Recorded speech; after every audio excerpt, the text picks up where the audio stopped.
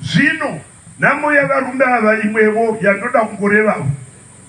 Miviri yakura iyi, miviri yaita zvakawanda, miviri inogwara, handizvove. Saka murume pamwe wavasilo, inakamboona here kuti nyangwe wanga uchiri jaya uchipfurira imba yako, unenge uchiti zuva rimwe wapfurira yose yapera. Zvino kana kuti kwegurei, unoisa denga woisa mbariro nenhungu, wotora makavi, maindisvitei makavi, wokwira. Paunonotanga kuda kusunga kuti upfurire, wowasimba huchina. Wangotokwira namakavi ako, woburuka namakavi ako, wowagai woti wambokwiriei. Ivona njamusvitsi makavi ako. Wakwiriei murume wosoda mani. Mangwana haatirai kukwira pachirungu kana. Akati wakuna mari unonoita 4 days ahead. Unoda kubvunzwa nyaya kuti nhasa mupfurire.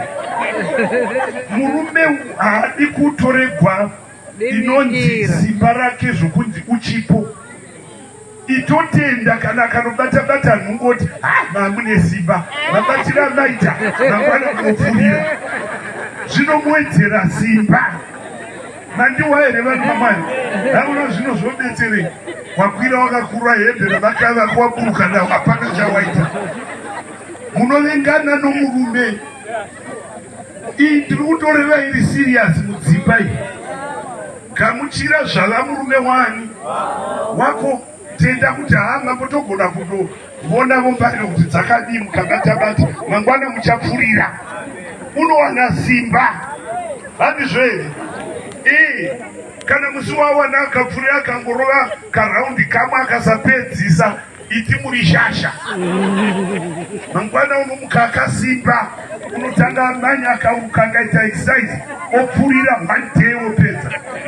Zvinokumhurana nokuti ine handidizvo munhu unoti ndisite makavi, kwirai zvimakavi zvenyu kumhura.